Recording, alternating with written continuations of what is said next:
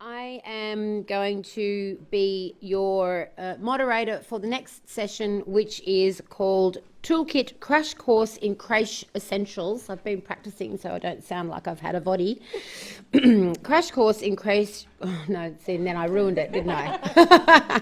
Hoist on my own petard. And I'd like you to join me in welcoming Lucy Fisher, Tracy Corbin-Matchett and Felicity Gray to the panel.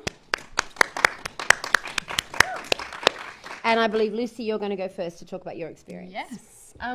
So I'm the festival director of the Gold Coast Film Festival, and I took over that role about 3.5 years ago.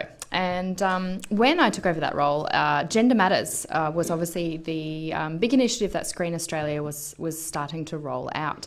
And I remember going to a Screen Queensland forum, and it was for women to discuss their concerns, their issues, anything that might help them. And I was shocked at how many women in the screen industry said that they were unable or felt unable to attend professional development opportunities because of a lack of childcare. And this is for out of hours, things like guild nights or, panels or workshops on weekends. And all I could think about was, how as a film festival could we help with this? Because ultimately, we want to encourage people to attend and really get value from the things that we put on. And we spend a lot of money, bringing really fantastic speakers in to do panels and Q&As and showcase films. So I kind of went away and sort of thought, okay, what if we could put on some childcare? How would that work? What would that look like? And quickly realised that there was no other example of any other film festival in Australia doing any form of childcare, creche, child-minding opportunities. And that really was the sort of it spurred me on. I like a bit of a challenge, and I sort of started ringing providers and found a local provider that specialised in going to conferences to assist with conferences on site. And we were able to roll it out in 2016 for the first time. And I think it was a little bit hard. People didn't really understand what it was, why it was there. What is this magical thing called childcare? How does it work? What does it look like? And I also met with a lot of resistance as well. Mainly, sort of at the time, my board of directors, obviously there's a lot of questions around risk, and around how does this look for us? What happens if something goes wrong? But I guess at the end of the day, you're able to, I think in the film industry, if we're able to put people on fire and throw cars off cliffs, pretty sure we can manage to look after some children in a room. So we went through with it, and I think it was exciting to be able to offer it at the second year, and we saw much more success in the second year because I think, certainly the local industry was much more aware that it was happening and sort of what it was. And then this year, we were just delighted to be able to expand it, offer it for more panels and films as well. And we were able to even market it in a sort of afternoon date night kind of way, because, getting to the cinema, I think for parents is also a bit of a tricky one. So really delighted to see so many kids booked into it. So that's sort of a little bit of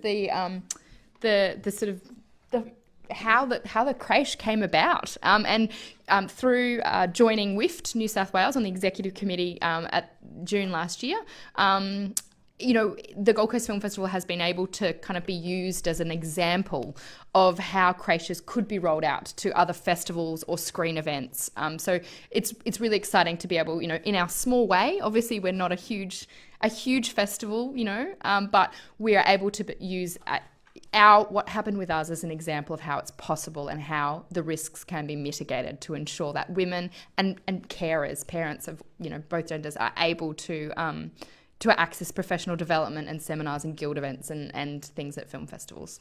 Thanks, Lucy. And I am going to allow a little bit of time at the end for some questions. So just hang on to your little questions if you've got any, because I'm sure people would be fascinated to know how this worked in practice. I'd like to hand over now to Tracy Corbin-Matchett to talk a little bit more about the creches that have been running as part of the WIFT and Raising Films Australia program, Making It Possible, which I have had the great pleasure of being the facilitator for. Thanks, Tracy.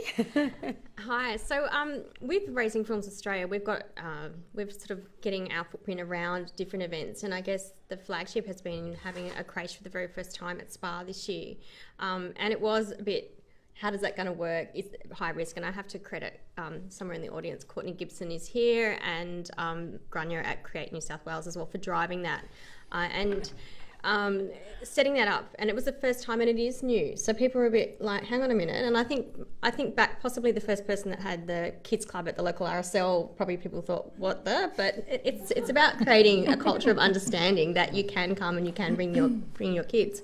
That went really well. It was really popular, and there's some nuances that we have to iron out around how we deliver it and where it's going to fit, because each venue is different, each audience is different, and the timeframes around events are running. And I've been explaining to Felicity as well, it's been great to work with Abracadabra because they have been flexible. Anyone who's a parent knows that kids get sick. Today I had a kid pull out for tomorrow's creche because they've got hand, foot and mouth, and I was like, thank you, don't come with your child. Well, you can come, but you leave the child at home. The industry it runs on a couple of days before notice, so women that have been booked into creche have got jobs, which is fantastic that these work opportunities come up. So we've had to be flexible around that, and it's been great to have this arrangement where I can change the number of carers that we've got in, or change the times that we need them. And I think too, people are still a little bit apprehensive. But like you said, we do light people on fire and throw people and cars off cliffs, and people off cliffs. Yeah.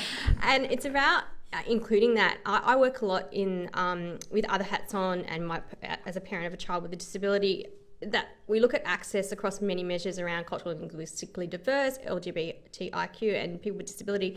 But access around parents and carers has often been left out of that equation. And it's really important. Filmmaking is a team sport, and a lot of those negotiations and connections are made at events, part of the networking. And part of what we're doing also with Making It Possible is that we know that one of the barriers to women returning to work and getting this professional guidance is childcare. So tomorrow we're running that course here again in Sydney, here at AFTRS, which Monica is fantastically facilitating. Get out, stop.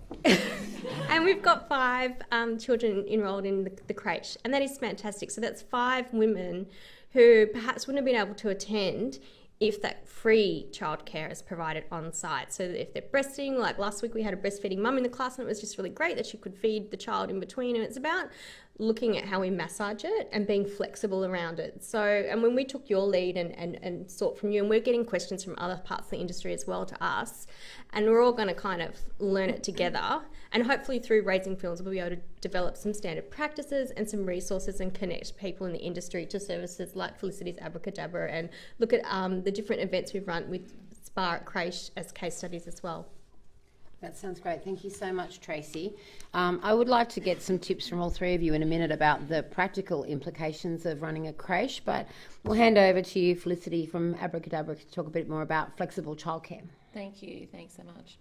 And you know what? That's where we can probably step in and be able to help you all with a lot of that information, because that's a part of our job. So we do a lot of research into what the legislation regulations are. We've got all of the insurances in place, like professional indemnity, public liability, workers' comp. So we cover off on all of that aspect for you. So then parents coming to these type of events can feel confident that their children are being left in the proper environment and with fully screened qualified carers who have experience with these type of arrangements. We also act as an introduction and placement agency and an employment agency. So you can choose to employ the carers yourself and pay them directly, or they can go onto our books and they're fully covered. We also provide families with nannies or pairs, before and after school care, mother's help, and offer respite to foster and kinship carers, and also supporting families in the LGBTIQ community forums and workshops for foreigners being introduced to the community, and also supporting families with special needs children and women who have also been subjected to domestic violence as well. So a lot of childcare centres and facilities also outsource their recruiting needs to us. and the list goes on. But however, I wanted to pay a particular focus on our mobile pop-up creches, one like we have here on site today. And our emergency care for our employee incentive programs as well. Providing a quality creche allows parents to feel confident that their children will be safe at events and conferences, and can allow organisations to increase the opportunity for employees to participate. A creche service can be provided for a range of events at various venues. So these are the areas that we've provided services for previously. So we're very familiar with the setup and being able to offer a professional service that is across all of the requirements. There's actually a slide there that, that's the one. That's listing all of the areas, whether it's public arenas, whether it's hotels, conferences, even in your own office. We can set up a room as we have done here today as well. And also incorporating things such as a safe, healthy and welcoming environment, opportunities for children to play and experience positive social interactions with age-appropriate activities and engagement on all levels through stimulating play. Access to amenities, first aid. We also have all of the forms that are required for creches, so incident reports and child information and attendance record sheets, which are essential as well. Which is essential, is a duty of care. So we as a service provider must consider a 15-minute site and safety induction with a job brief for each of the assigned carers. So that will show them where, the fire exits are, where the amenities are, a kitchenette, the baby change table, all of the age-appropriate activities being introduced to the parents when they arrive, knowing if there's any special needs, requirements or medical info for the children that are going to be in their care as well.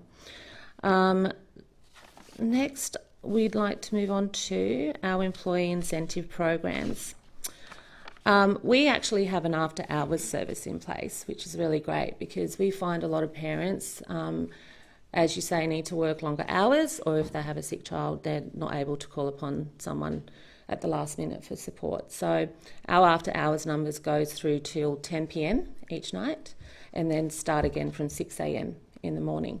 So you can text our after-hours service, you can email us, and one of our consultants will get back to you. So we've got a really strong pool of candidates that are fully screened and reference checked on our books, and they know that we offer this emergency program for parents. So a lot of them send through their availability to us on a daily basis because they know that they're going to be able to get some work.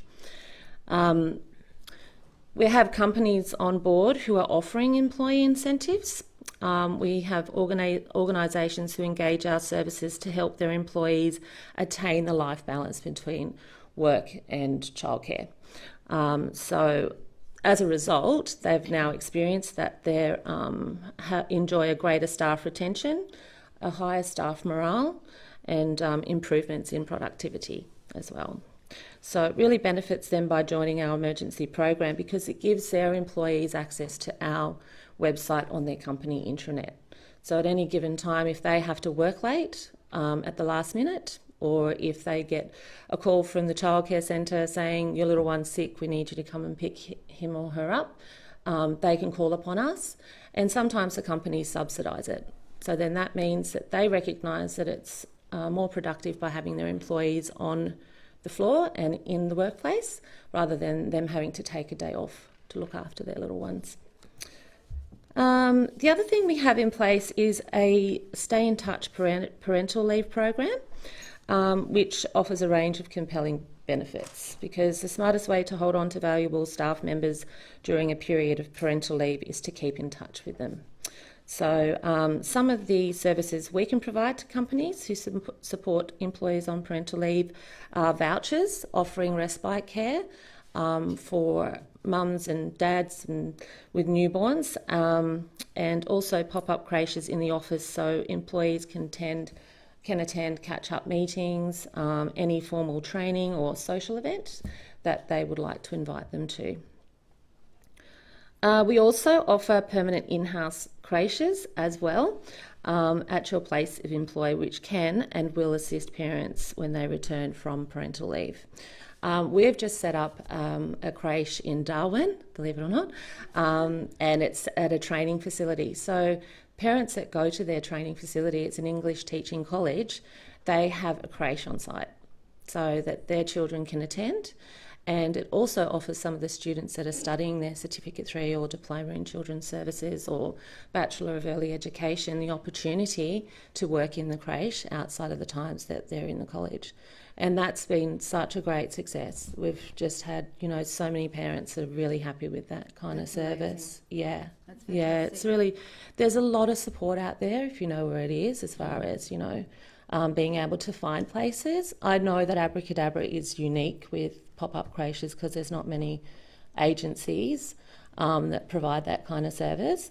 But if you do your research and you know what's required and needed, you can make it possible. You can make it work. I think that just reflects back on the earlier panel about putting your hand up and asking for help. Sometimes it's hard to even know where to look. So I'd like to just open it up to Q&A if there's anyone in the room who's got a question about the practical aspects of setting up a creche in your workplace or on your film set or in your production company.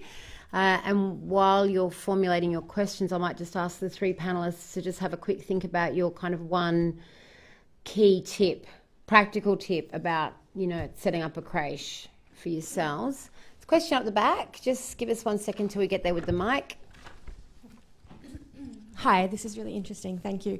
I'm bringing my almost 3-year-old tomorrow to the creche. It's the first time I will have left him with somebody who he doesn't really know well. Usually he gets left at childcare 2 days a week with women that obviously he knows very well, or at the creche at my gym, or with my mother, but they're always consistent people. So I have concerns about just dropping my child off with people that he's never met before. So I'd just like to know, how does that actually work? What's the experience been like with the Gold Coast Film Festival and other creches that you've run so far?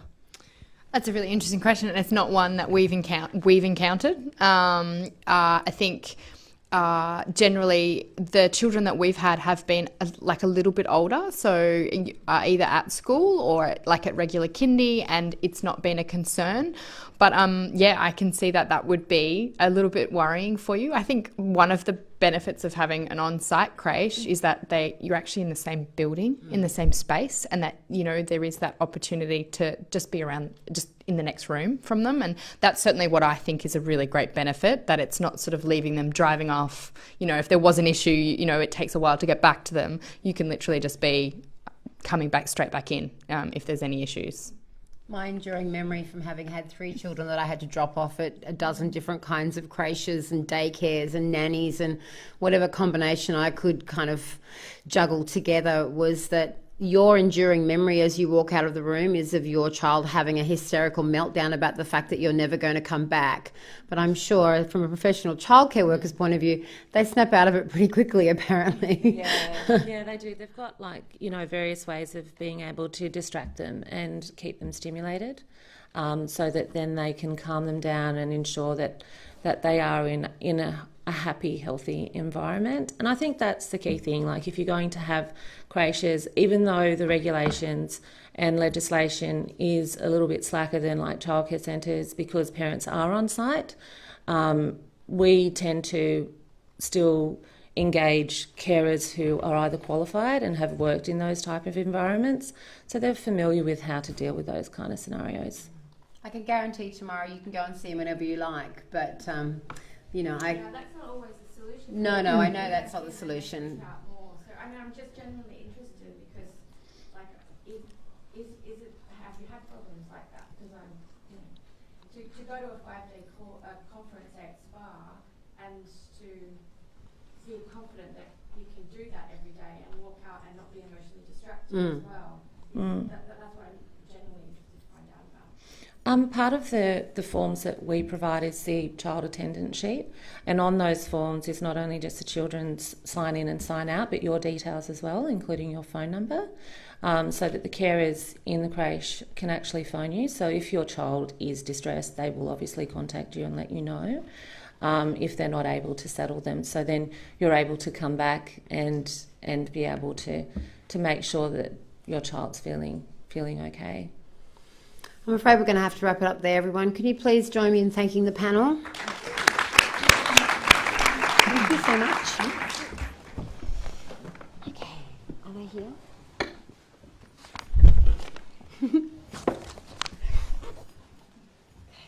Now, we jump over here. There, yes? Unreal. Okay, so the next small segment that we're going to have is Care Quapeable? And we have two representatives from Screen Australia, Michelle McDonald and Kelly Vincent. Hello. Hello. Have a seat, ladies. Just a couple minutes from each of them about this burning question, and then hopefully we will also have a bit of time for questions from all of you. So take it away, Screen Australia. Hello, my name's Kelly Vincent. I'm the project manager at Screen Australia, and I see and look at the majority of budgets that come through for productions that we fund, both in documentary, in factual and in online. Yes, there is a line item in the A to Z budget, which is a template, it's not a Bible, under C18, technical advisors and tuition. That's where it is. It currently says childcare. It doesn't say primary caregiver costs, and that is from this morning, or from today's discussion, something that we could consider. Yes, it is there. Is it used? Yes, but not that often. At this stage, I've only seen it attributed to above the line crew. I haven't yet seen costs associated with below the line crew. I see it most often in bona fide location shoots, where people are away from their home for extended periods of time, whether that is the costs, including per diems and accommodation for, or a larger apartment to accommodate a live-in au pair or nanny. Those costs have been included. However, they're not across the board. So yes, it's there. Yes, it's being used. Yes, it could be used more.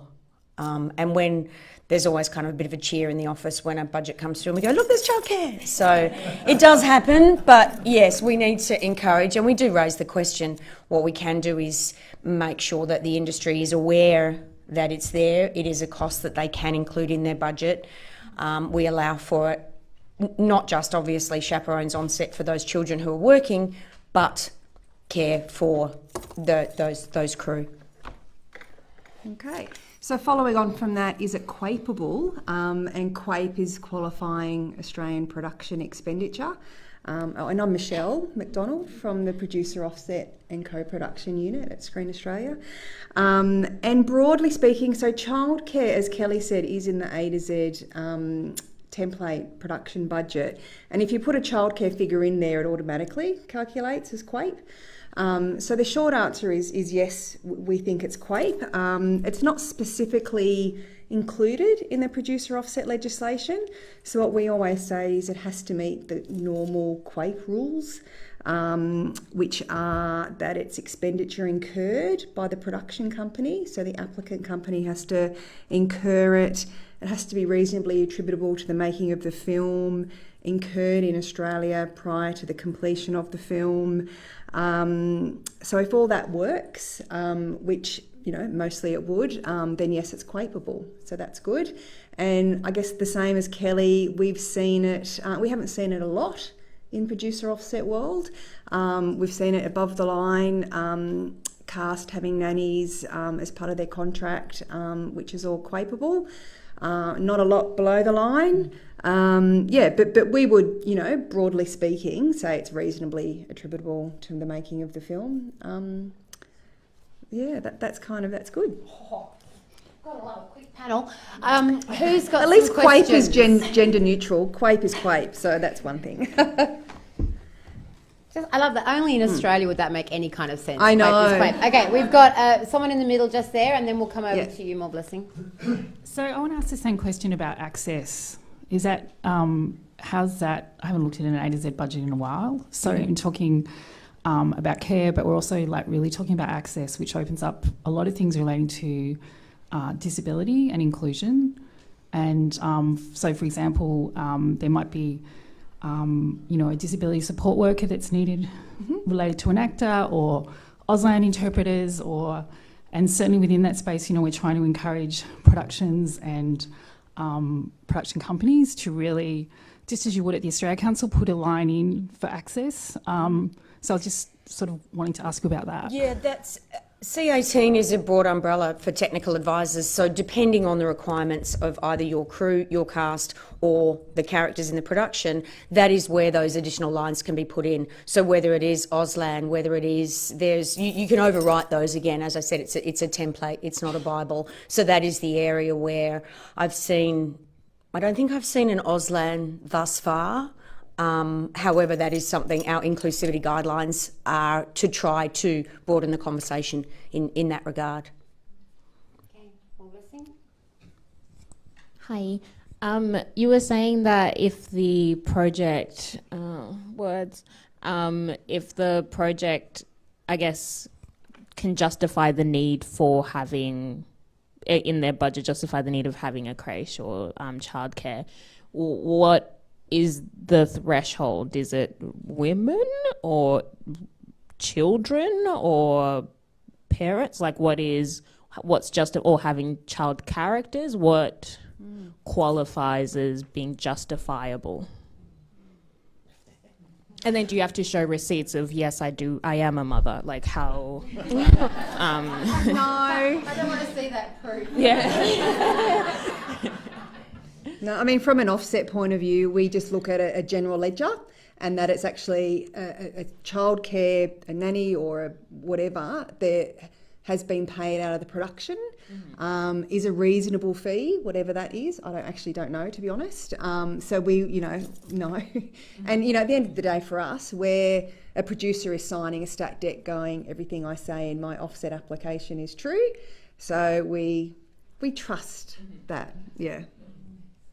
You wouldn't look at anything from a production management point of view. One more. This is the last one, I'm afraid. In terms of the childcare line not being used for below the line, what do you think? You maybe not the people to ask, but do you think that there is anything that can be done to encourage producers to spend their valuable screen dollars on below the line crew? Well, I think this is the start. Yeah. Even though it shouldn't be, it is. And this is the reality. So the more that the benefit to the production for having a safe and happy worker who doesn't have to leave and can't do the overtime is outweighed by, unfortunately, because of fiscal constraints and budgets, crunches and all the rest of it, it is difficult. And as Michelle said, it's usually above the line cast or above the line key creatives who are the ones that are able to negotiate that as part of their deal. So I think once people can see that that can be done, then it can potentially be done more and be done broader.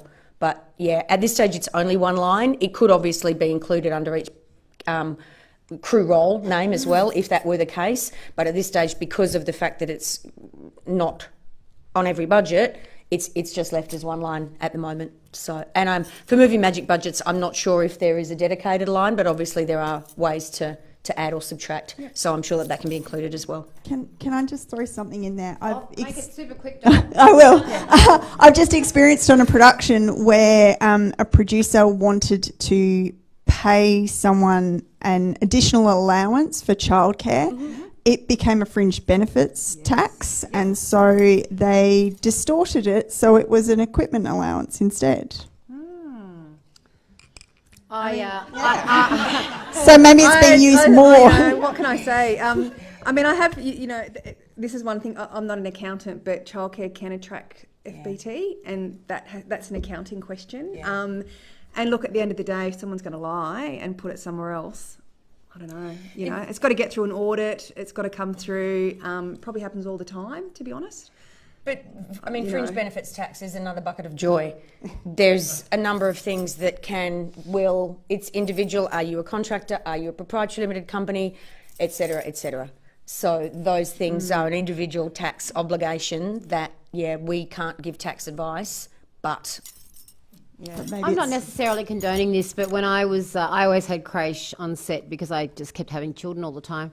And I just made my catering budget really massive. But I don't know if that's actually okay. I'll say that though. Wow, those guys are eating really Yeah, well. God, they eat a lot for a small crew. I know we haven't had very much time. I appreciate that. Part of today is also about thinking about what actions you can personally take and on behalf of your organisation to improve this situation. So, with that in mind, please thank Screen Australia for being here. Thank you. That was quick. Thank you. In, out. Love it. Get in, get out.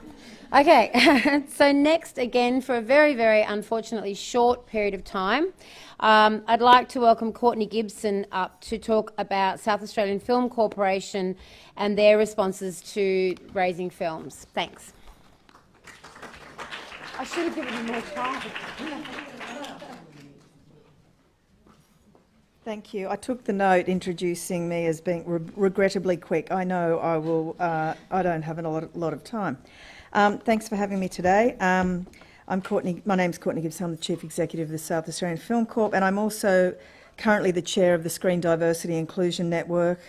That is the SDIN, which is a network of a nationwide organisation made up of all the broadcasters, AFTRs, all the funding bodies, all the guilds, Foxtel and Free TV as well. And I reference SDIN today because raising families and being a carer in our sector is a diversity and inclusion issue, because so much of the caring work we know is done by women. The Raising Films report, funded by Create New South Wales, was launched by WIFT and the SAFC at Adelaide Studios as a key industry event during the Adelaide Film Festival. And in the room that day was a bit like this room here. There was some hard truths shared that day. There was one female filmmaker who said, I'm a 30-something director and I've already decided I'm not going to have children because I don't see how I can have a career in the screen industry and have a child at the same time. And she said, I have a few female filmmaker friends and we've all made this same decision. And that was an interesting moment in the room, because the men in the room, there were quite a few journos there and industry guild heads and so on. The men in the room went, oh, and the women in the room went, No, it's not funny. It's not funny because the women in the room recognised that feeling, that we regretfully respected that decision that this filmmaker has made, because many women perceive that having children and being a screen maker is an either-or kind of situation, which of course it never is for men.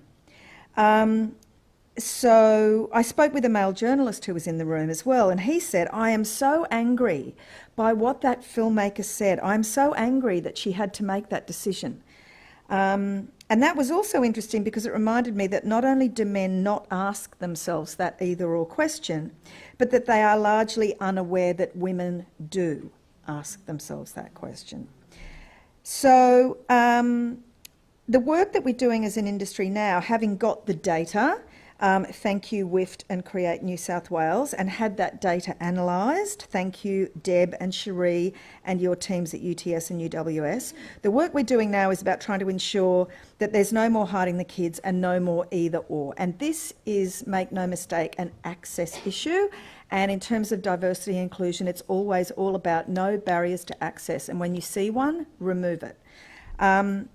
So one of the things that the data told us was that when women take time out to care for others, or rather, when people take time out to care for others or for themselves, they sometimes don't make it back into the sector. Or they're forced to re-enter the industry at a lower level than they left it. So they are severely impacted by the prevailing production methodologies that we work with, requiring extremely long hours, as are indeed the people they're caring for impacted by those. Another thing the data told us was that some parents and carers unable to find working conditions that match their capacity to work have just left the industry, meaning that knowledge built up over years and decades, born out of significant investment that funding agencies have made, is just lost to us.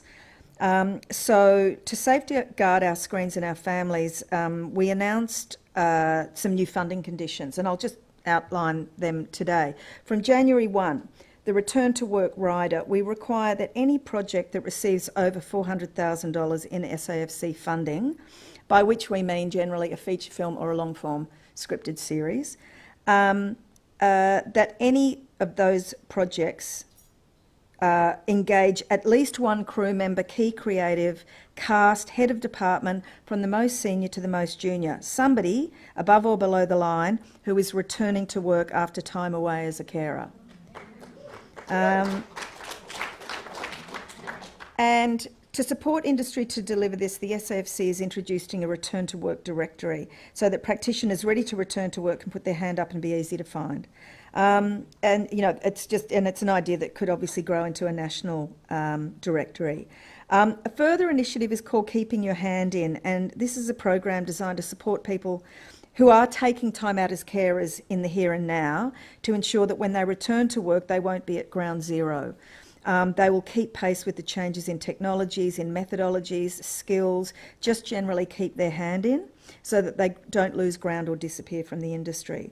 So from January 1 to access development funding on a TV series, any traditional TV drama writer's room must include, as an extra that we will pay for, a paid attachment who is currently away from the industry. This isn't about coming back and staying back. This is just about popping in and out. Because when you stop popping in and out, you lose connection.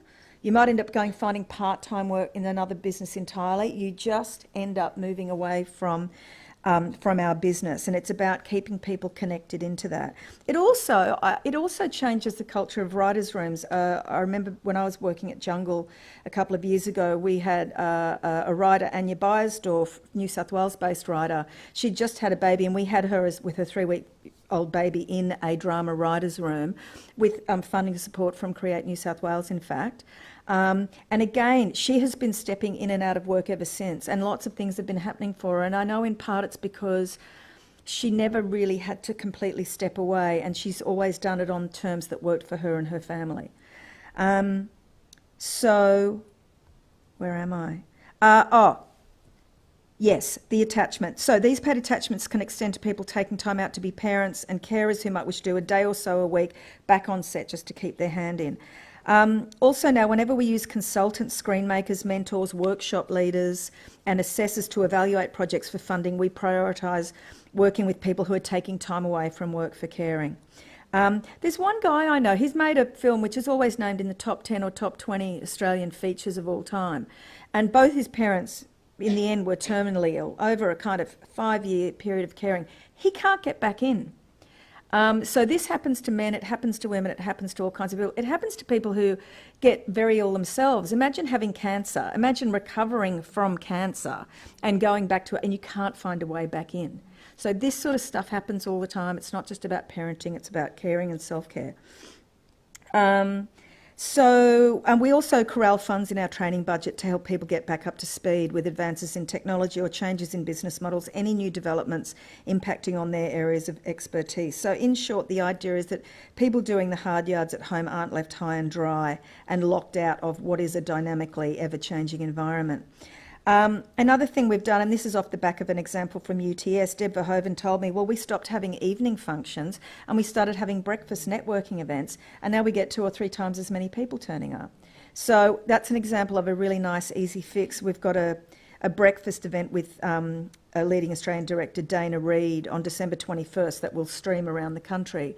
But again, that filled up, within about 2 days. That was fully booked by people eager to come at at 8 o'clock in the morning. So along with the Return to Work Writer and Keeping Your Hand In, there's a third initiative that's been spawned by this Raising Film survey that I'll tell you a bit more about because we're opening it for applications today. It's a project development initiative called Doing It Differently. Some background on Doing It Differently. While everything about the screen industry has changed dramatically over the last 100 years, the one constant is the way we make films and television. As Megan said earlier, we talk about what we're a flexible industry, but we're very flexible to our employers. We're not very flexible for our families. So from the first day of pre-production to the last day of post, it's all about crews working all the hours available under the industrial awards so that the timeline between the first day and the last day is as short as can be in order to be as economic as possible as how it goes. But 5 years ago, the feature film 52 Tuesdays broke that mould. The team at Closer Productions, they ditched the prevailing feature film production model to instead shoot a film every Tuesday for a year, the eponymous 52 Tuesdays of the title.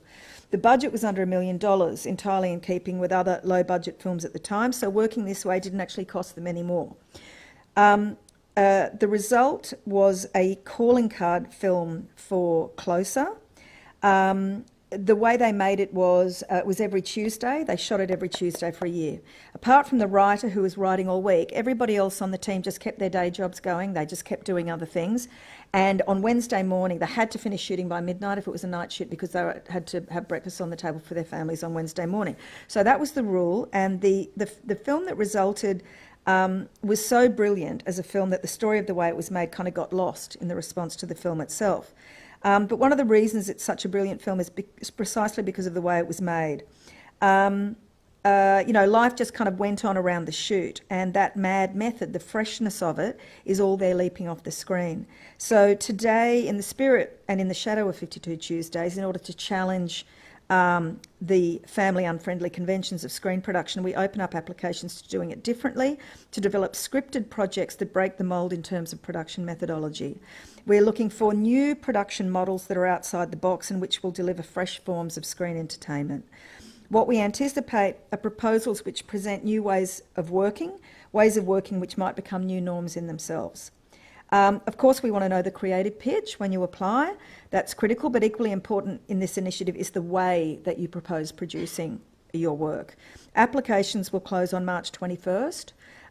We ask all applicants to allow us to share their proposed methodology with Deb Verhoeven and UTS so that new production models can be shared freely. Your idea of, the content, the project itself would remain entirely confidential, but the methodology would be shared in a commons approach with due credit given to each producer applicant as we grapple with this issue as an industry.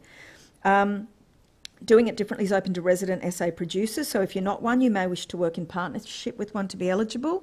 You can apply via the development support drop-down at safilm.com.au if you click on Doing It Differently, and you can take it from there. One point I want to make to the agencies in the room, of these measures I've mentioned that, were spurred directly by the data and the data analysis, only one of these measures was the kind of policy shift that I needed to take to my board for approval. That's the return to work rider, which I did in an email circular to my board at the time, very quickly. And I mention all that by way of saying these measures are not biggies in terms of policy shifts. And I hope, but they may well be big in terms of their impact. Often it's the smallest ideas, the easiest, quickest fixes can deliver the greatest impact. And I mention that because, I hope you can all find your own straightforward ways to introduce meaningful change in your own, working environments. Because as Megan said, it's an industry issue and it's for all of us to contribute to solutions. I want to thank WIFT for the almighty nudge that this has all given us as an industry, and thanks for having me today.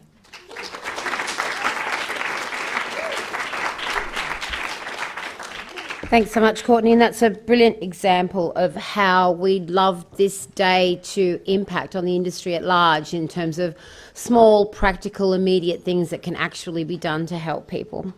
For our final panel for the day, the struggle of the juggle, I'd first of all like to call up our panellists. We have Roger Scott, the director, Fiona Twomey, who's a filmmaker, Neil Peplow, who, I don't know, he's some guy. From Afters, Sushan Chambers, who's an actor producer, Katrina McKenzie, who's a director, and our moderator is Anna Tawari. Anna is a producer and director from Individual Films. She also created the Diversity in Australia Media Group almost 10 years ago, and she has recently had a baby. So she's doing all the things. Yeah, you've got a baby, Anna. Again, I would urge those of you who are watching on the live feed to look up the biographies of our panellists and moderators today, because we have had some tremendously heavy hitters. Anna, I'm handing over to you. Okay, I don't see Neil yet. Okay. You okay to drive that? All right, thank you. So thank you, Monica, so much. And also, I just want to say a big thanks to Megan, Tracy, Jocelyn, Deb, and everyone at Raising Films, because you guys are doing an amazing job looking after the industry and parents and carers and everyone. So fantastic. I think we should give them a round of applause. So just before I introduce the panelists, I want to quickly talk about the topic of the panel, which is the struggle of the juggle. I just, as you know, hi Neil, do you have a chair? It's my bio. Oh, thank you.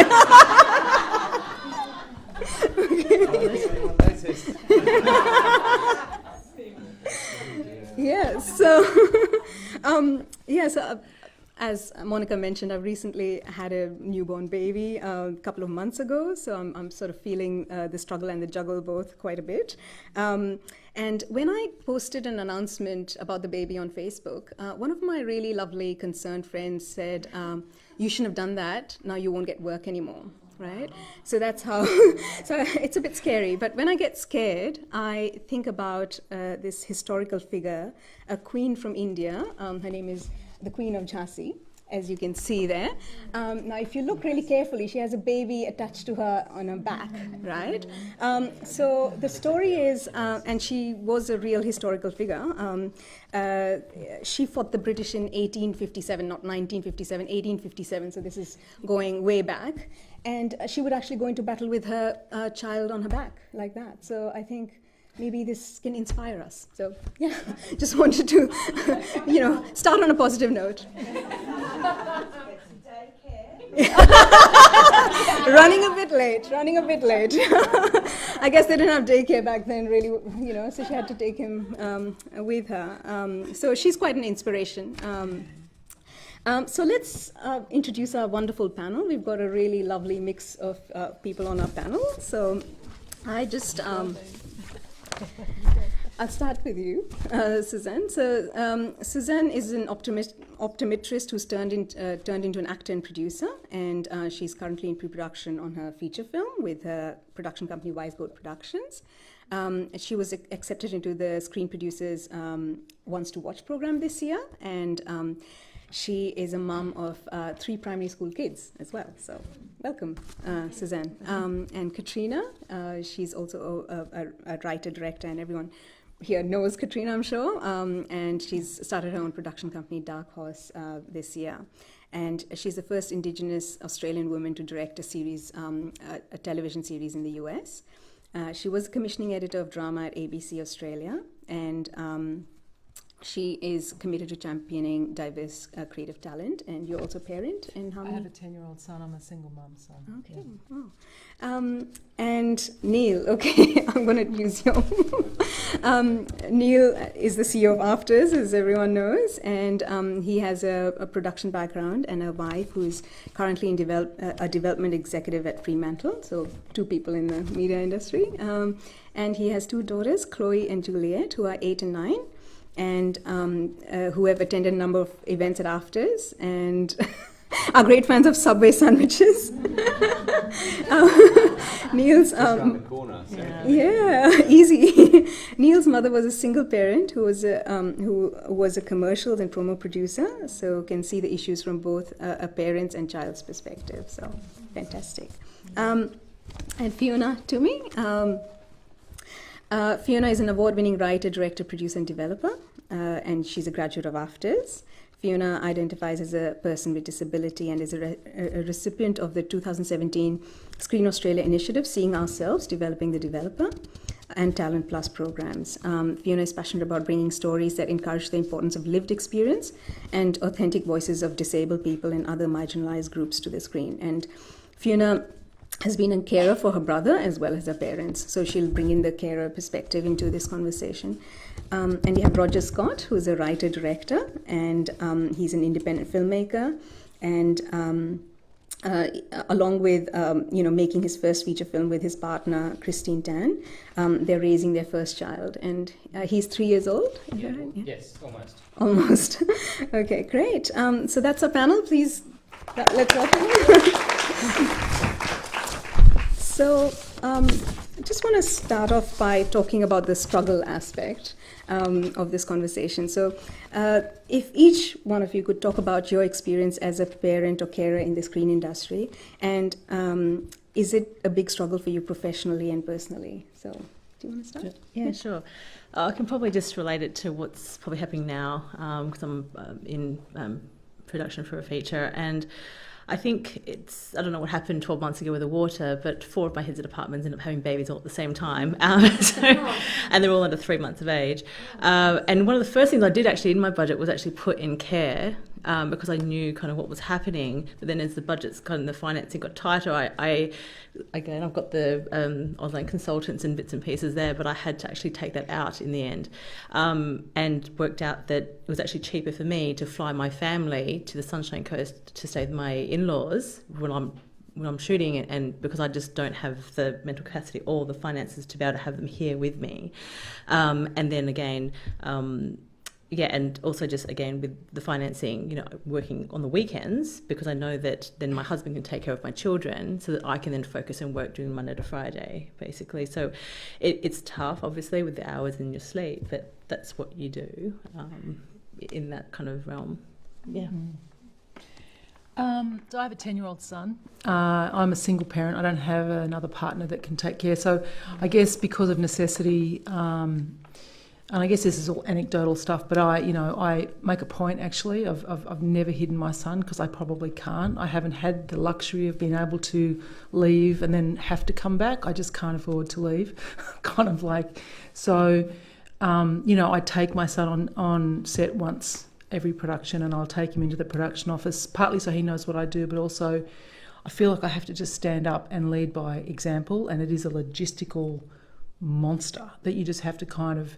But, I've had really fantastic experiences. I was breastfeeding, a shout out to Penny Chapman from Matchbox, because when my son was 4 months old, I was literally breastfeeding while I was directing my plays, which was great because it was a kids series, 8-hour days, it wasn't longer, so there was, working with children. And I literally got through the first 2 years doing, there was 2 seasons of my plays, and that was really, like Courtney's initiatives, and how fantastic that is, having producers that are supportive of women. When I left, they gave me all these bottles of breast milk and said, here, you could have made rounds of cheese. So, it's really important that it's a relationship game, this, film and TV and content. And so you have to be supportive, and you have to say, okay, I'll help you. And that, so, those sort of logistics of, and I guess one of my questions is, what impact does this have on my son? My son is not, he's like an Aboriginal RuPaul, he's really fabulous. And he actually wants to be an actor, which is like a little bit disturbing, but,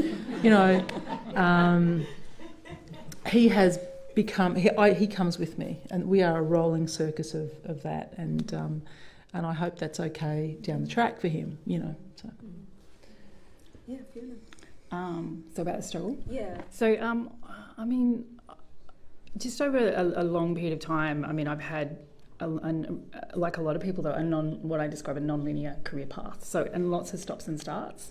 And there have been times at different periods in my life that has been because of care. But then I also have like the added layer that I live with a chronic physical illness, and I have since I was a teenager.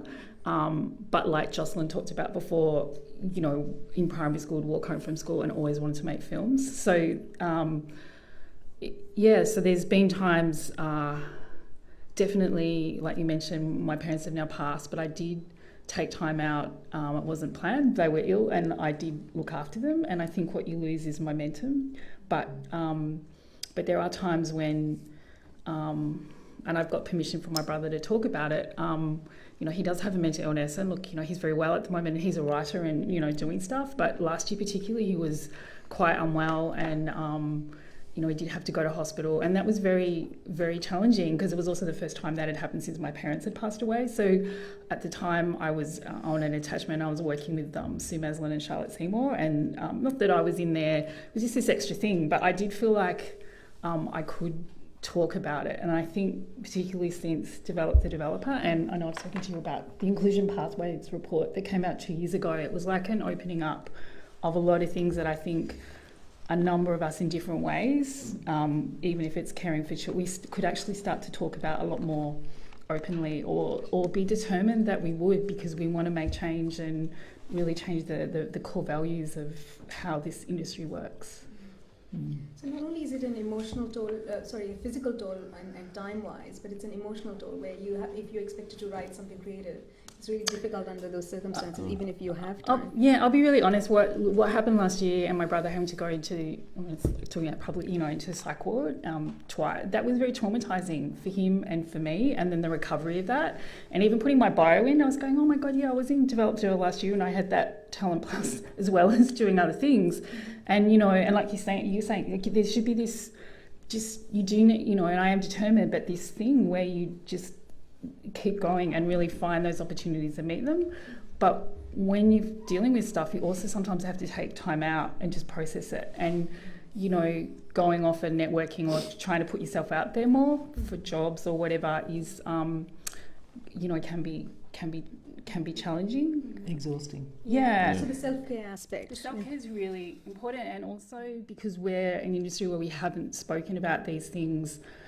We might to friends or individually, I certainly over the years never hid the fact I had arthritis, but I'm not sure how many people would actually understand the impact of that. And certainly when I was younger and when I was at AFTRS, I didn't know in a way what a big deal that was. So I don't know, I just, I think it's hard, but having these conversations, even if you want to have to initiate, I don't think we can risk just hiding stuff away anymore, because it won't change. Yeah. That was actually listening to Jocelyn's story was fabulous, because I'm like, yes, and it feels like there's a lot of energy that just doesn't ever you don't engage with because you can't afford to, because you just got to keep going. So yeah, it's interesting. And Neil, the struggle aspect. So I can tell you what your son will think. I saw my mum, like the image that we just saw, as somebody who was determined to work and do things that she wanted to do and run a company, and I had nothing but admiration for her. And actually I had no idea there was such a thing as a glass ceiling for women, because I never saw my mum being stopped by one. So I think in terms of a role model, you're giving your son a fantastic role model, because he will realise that there should be no discrimination based on gender, because people can do what they do because they're good at what it is they want to do, if that makes any sense.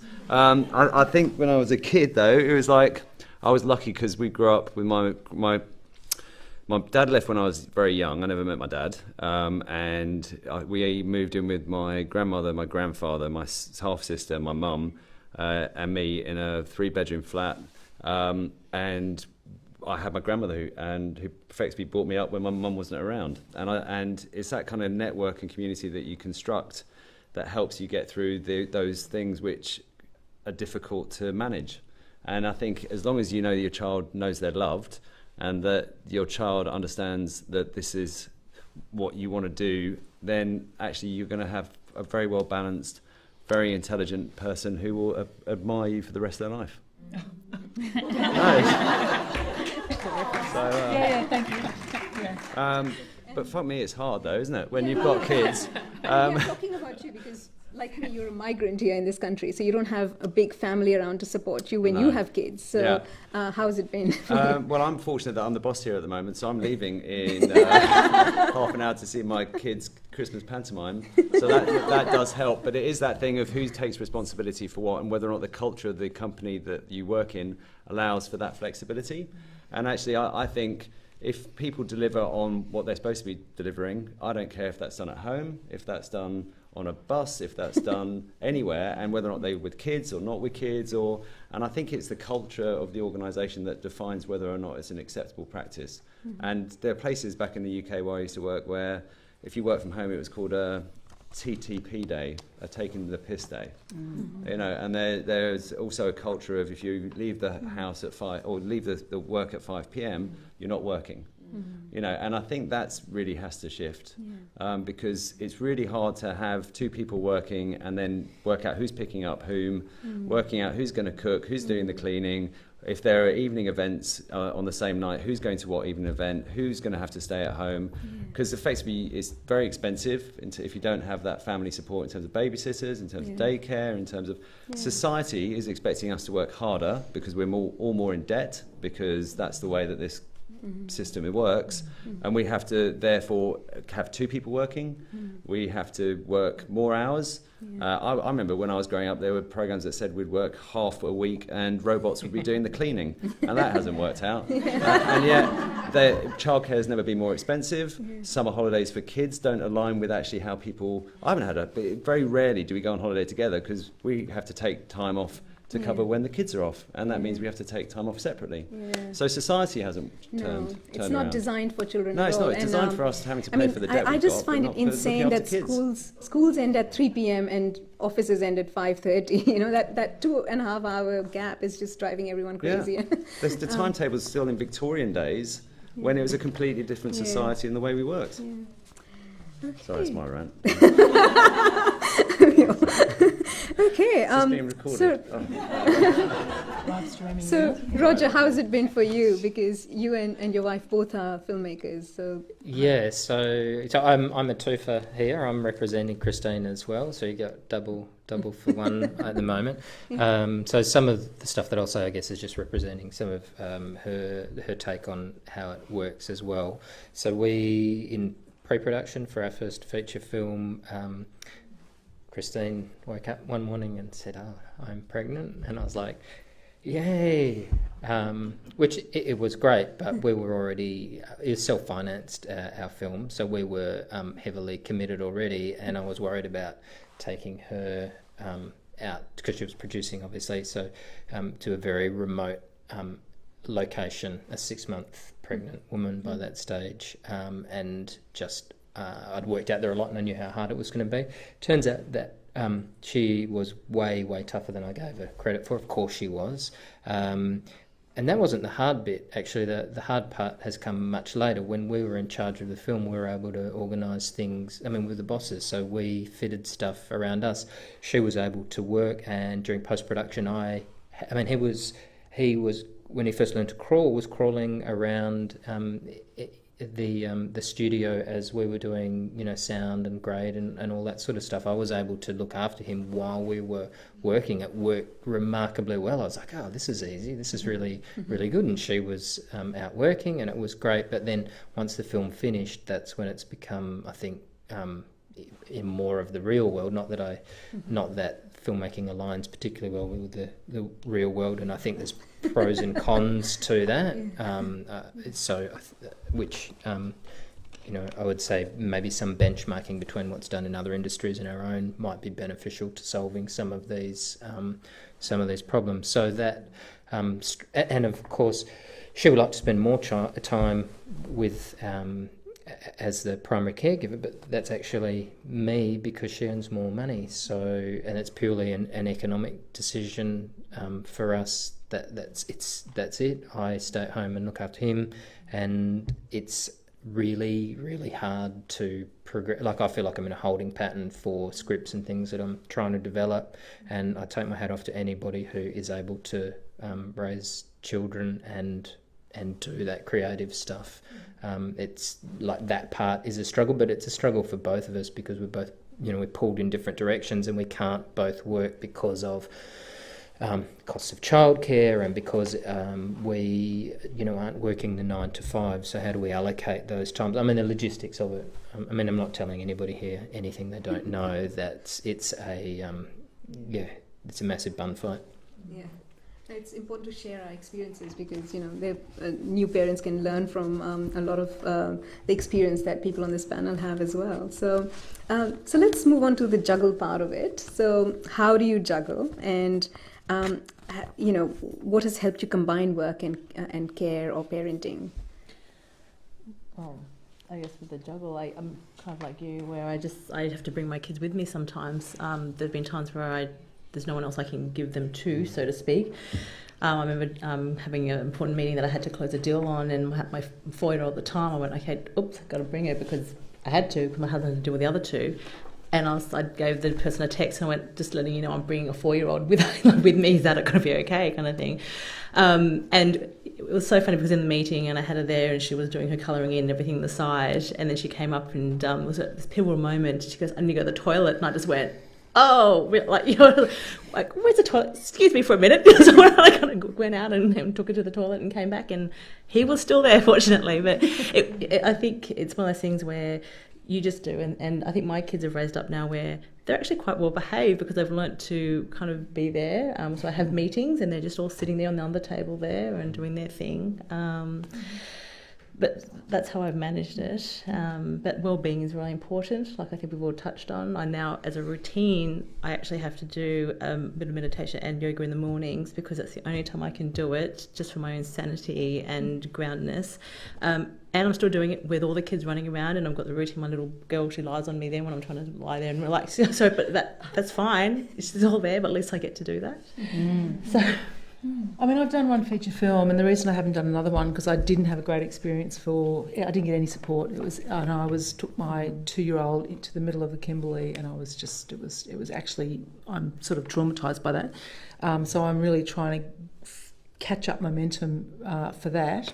And I feel like in a weird way, even though TV is such a churn, because there's a lot of, female line producers and females in sort of the production office, and female producers, I'm able to somehow fit into the TV regime, which is sort of feels almost counter, intuitive. But so that has worked for me, and I bring my son with me, and I guess I love to know, like, it's great that that childcare can be quapeable. I mean, that is just awesome. I didn't know that because I wish, and I'm really interested in other ways that we can somehow accommodate flexibility.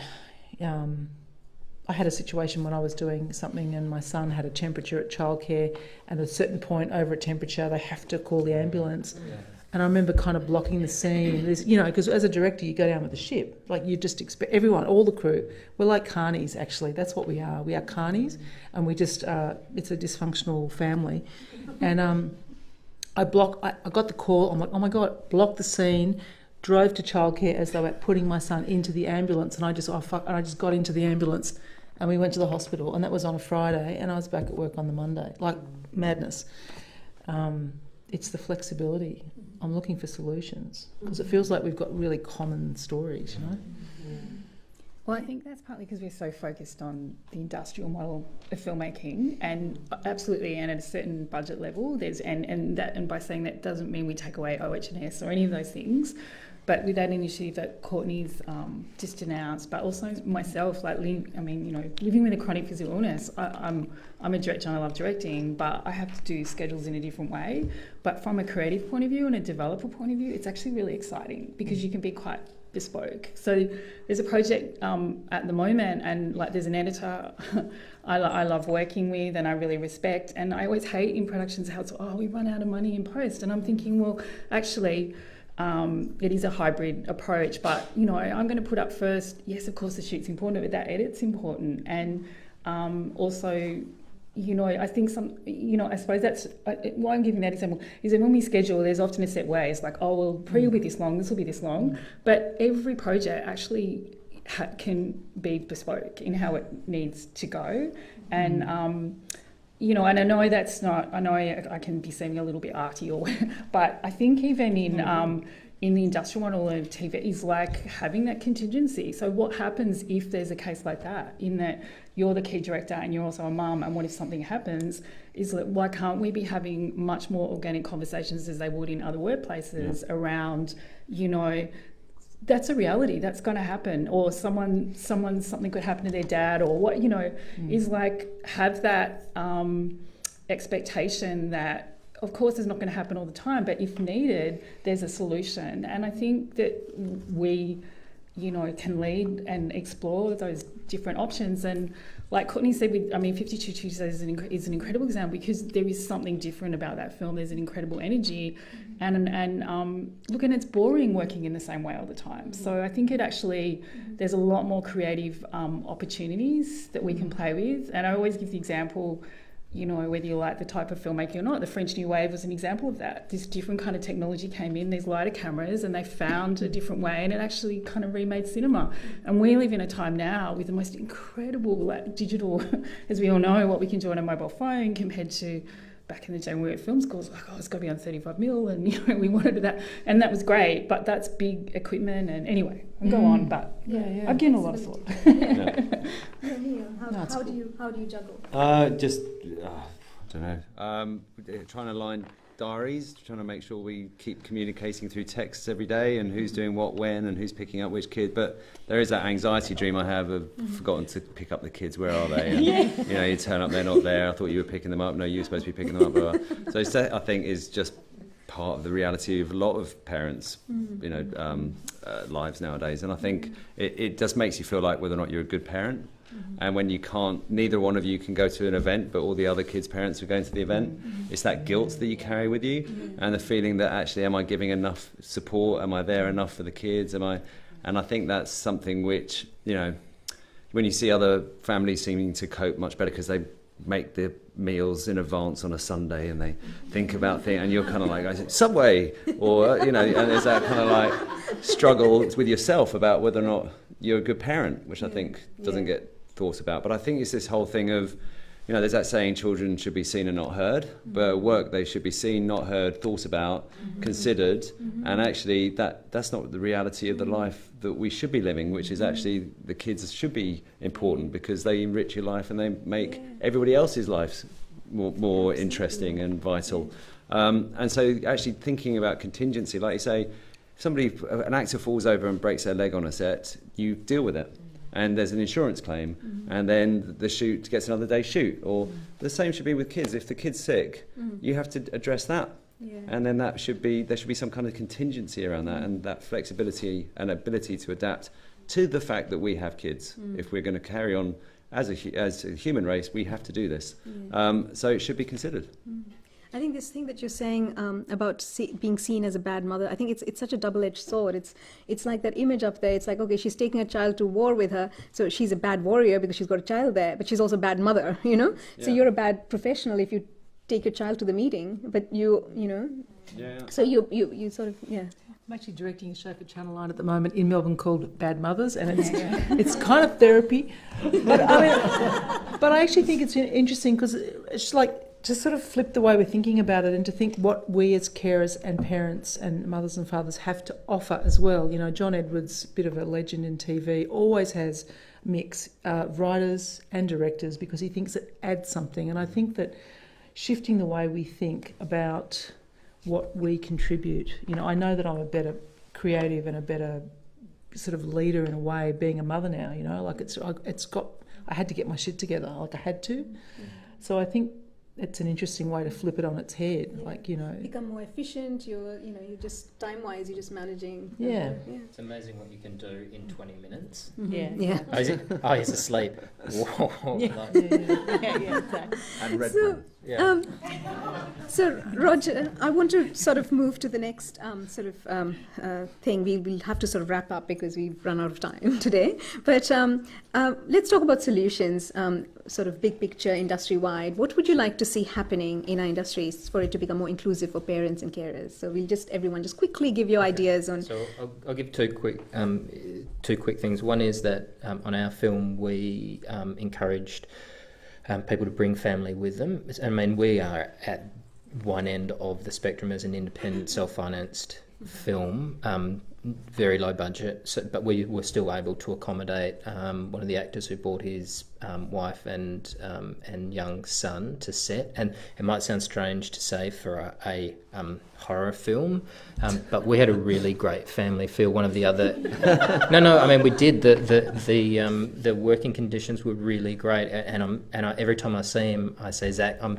so glad that you brought them. It added so much to the film. And he said, I'm so glad that you let us because we had a great time. And there was also another actor who brought his partner. He said, you know, can she come? I said, of course, we would love to have her. I wish that we could have, I hope in the future that we're able to accommodate people equally, but given the fact that we could do it in those circumstances, I think that that's possible. I've spoken to technicians who worked on Fury Road, and they took their, at least from the lighting department, I know they took their families over there as well, because it was a long shoot, and you've got to look after those people. You want to get the best out of them, so they took their families over there with them. So knowing that there's two films at different ends of the spectrum have been able to solve this issue, I think is heartening. Although to jump to another aspect, I think 10 for 8s, as you were saying, like on an 8-hour shoot, that's family friendly. I think where 10 for 8s have become normalised, they are very family unfriendly, and that came about for a bunch of reasons around the GFC and the digital revolution. But prior to the GFC, we were 8 hours with the penalty rates. Penalties exist for a reason. Now, whether or not there's any way to dial that back, I know that to a certain extent in advertising that budgets have recovered.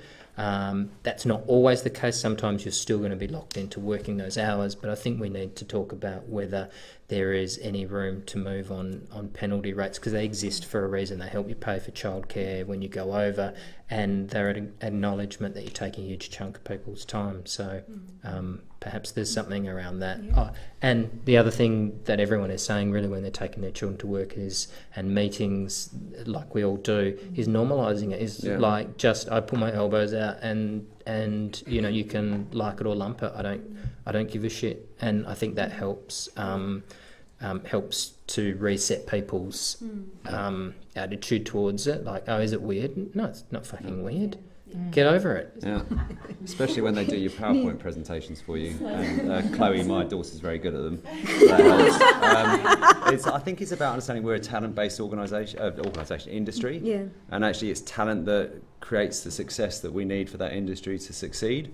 And if that's the case, then you've got to ask yourself, how do we make sure that the talent, if they have a family, if they've just had a child, if they're pregnant, how do we make sure we shape the production or shape the organisation in a way where we keep that talent engaged? And I think if we don't, and the easy way to do it is to say, no, if you're going on maternity leave, when you come back, you'll have a reduced role, which Did you accidentally summon me? I did, yeah. Sorry. That's efficient. Maybe robots will take over cleaning, which would also help. But I do think it's that cultural shift of actually we need to keep that talent engaged and accept the fact that we do have families, we do have children, and just get less uptight about it all. Yeah, totally. Yeah. But also who that talent is, which I know you're a great champion of. So barriers for inclusion, straight away these certain certain types of schedules. Yeah. Particularly for, many people, not all people with disabilities, but are not going to be able to do those schedules. And really what we're talking about is what kind of, Deb started off, it's our values. So what is inclusivity? And as I say again, the industrial model, and yes, there's penalty rates and there's all these things, but if we only do work and make things in that way, you're privileging a very few people, and also, it's, and as Courtney said, this is all access. It's all actually about access. It's care is one. It's a very important element, but it is one element of access. And if we remove a number of those barriers, we'll be making work. We'll be having a whole lot of different people in the room. The rooms will look very different physically, and perhaps most importantly, what we'll be seeing on our screens and putting out to the world will be incredibly powerful and actually really have something and make real change or whatever, or entertain or whatever. But I suppose not just I have different experience on the panel from a care point of view, but I think it's just acknowledging too, because also within the disability sector and disability politics, carers mean something very different, because often it's about the person being spoken for and not the actual voice. So I absolutely respect, and I think it's important, and I am a carer, but I also just want to acknowledge that as well. And it really comes down, it's like a litmus test, disability and access, because once we've got that worked out, most of those other things they're already in the room and they're worked out. Any last things you want to say, because we have to wrap up now? You, Katrina. Well, I feel a point actually. I mean, the thing with electric cars, or with anything, the minute people feel that they can make money out of it, you're onto a winner. And I think that you're right, Neil. We are a talent industry, and it is about keeping talent happy, and it will become successful wherever that content is shown. And so, you could sort of, if you can sort of somehow, you know, make it an economic imperative, then, you know, it's easier to get through. I think you just got to be flexible. Like in the current project I'm on, it's like I said, I've got a lot of newborns in the team and parents, and so what I do at the moment is that like one of my heads of departments, she works from home as an example because she's got a 3-month-old. She's head of department, but I'm happy for her not to come into the production office every day. We Skype, even with location recce's, she's actually on the phone, she's Skyping with Facebook, like we're going like this, just to make it so it's easier for her. And the same with job sharing with some roles where we've actually got 2 women working, sharing one role as an example, just so they can have that experience, because I do believe about trying to give as many women roles as much as possible, but absolutely flexible and allowing people to work from home. So, yeah. Fantastic. We've sadly run out of time, but please join me in thanking our wonderful panel. Let's also thank Anna in there as well for fabulous moderation. I think we're all going to have to go to the physio to get our necks looked at from all the nodding that was happening in the room. I could listen to you guys all day.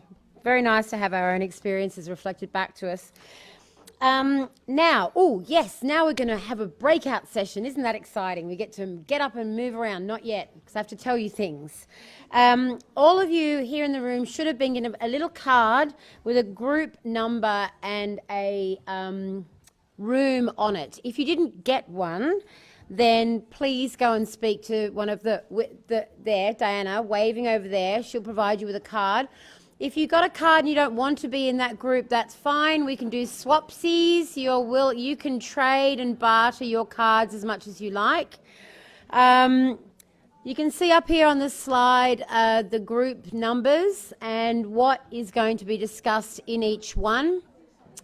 We're going to talk about best practice in terms of what's delivering results. Shushies, please. Thank you. I can see you. I know. Group 2 is about bold actions, which apparently includes leaving while I'm giving you your instructions. What bold actions could organisations and employers take? Group 3 is about the benefits of access and inclusion. I think what's really important from today is that if we can figure out how to quote-unquote sell those benefits to people, it might be a little bit easier for us to get some of these changes through. And finally, Group 4 is going to discuss barriers and solutions. A couple of general rules. We are abiding by Chatham House rule, which means that no individual stories will be shared, and can we all please agree to keep confidential whatever gets discussed in your group.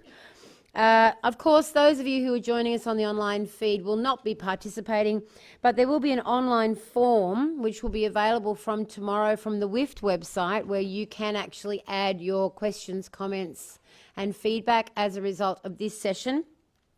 We'll be breaking now from the live feed. We'll be starting up again at 4:30. For those of you in the room, please do go and get some liquid refreshment, tea, coffee, juice, and go and find your room, and we'll all meet up back here again at 4:30 to share what was discussed in the groups. Thank you. Now you may leave.